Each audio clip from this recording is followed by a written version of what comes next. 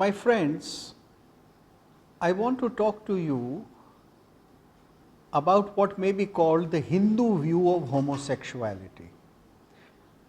The subject of homosexuality is under discussion in the courts, in the press, in society in general.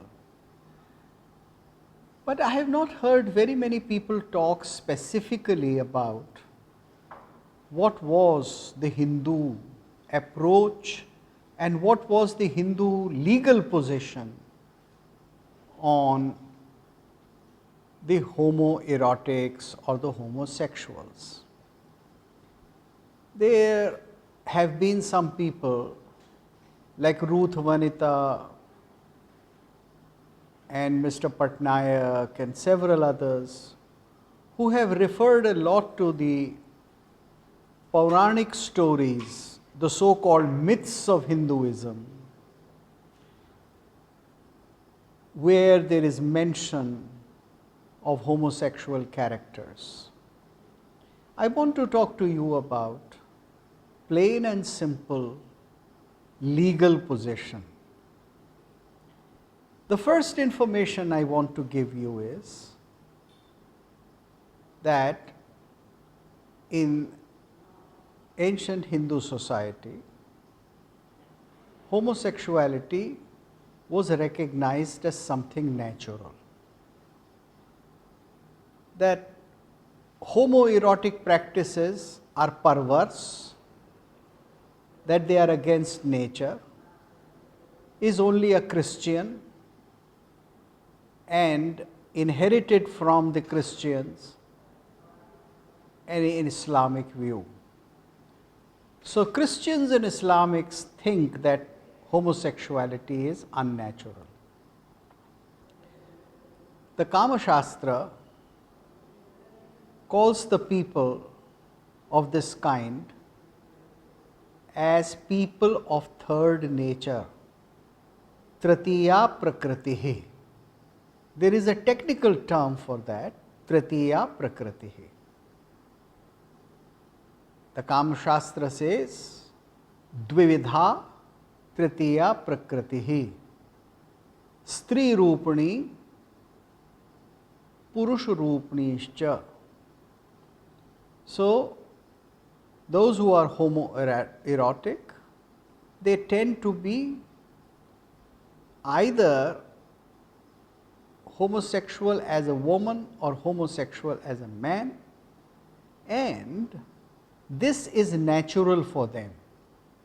Any claims of a modern yogic Baba or a doctor or a spiritual guru that he can cure them, he can remove their so-called homosexual disease and bring them back to normal life, is entirely against the Hindu tradition and the Hindu perception.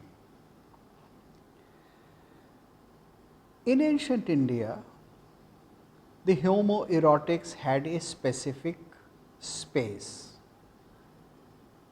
It is mentioned in the Artha Shastra that nobody can insult, nobody can do an act of cruelty to a homosexual, and if one does that, then there is a specified punishment under law.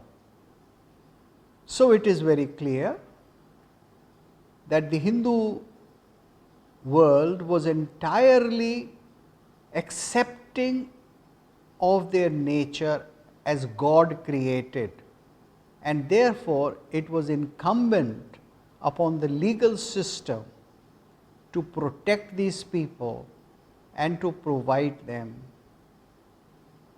a fair and proper legal place in society.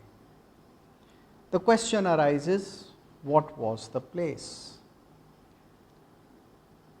These people were largely practicing their livelihood either as sex workers or as entertainment workers. Till 10th or 11th century in India, prostitution, courtesan houses were legal. So there was a place for these people, and they could work in the sex industry just as courtesans could work.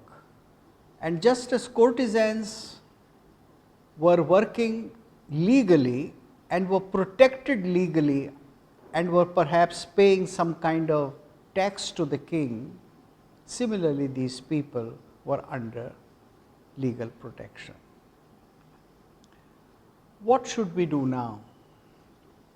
Well, the first thing I would say is that the Article 377 should be scrapped.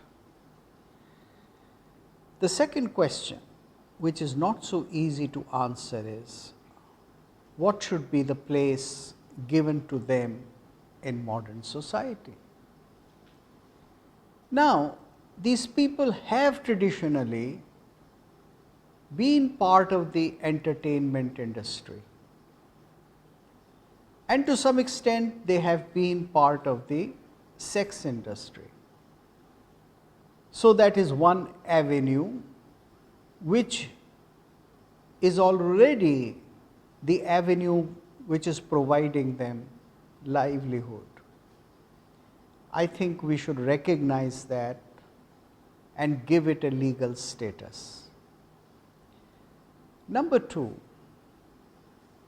should we also give them the same rights of legal inheritance and marriage as we are doing to the heterosexual people? The European and American West would say yes, but for certain reasons I would have my reservation. I would take the very traditional Hindu view that the institution of marriage should not be open to the homoerotics. Not that they should not be allowed to live as community or live as two individuals or live together, but that they should not be equated in their rights and in their status as with the heterosexual, people who can marry, people who can reproduce, people who can raise children. There is a lot to think about, and it is at this point that we do not have to imitate the West blindly, that we have to pay a greater attention to our tradition and also the traditional values, and at the same time not cause any kind of discrimination and pain to the homoerotics. Thank you.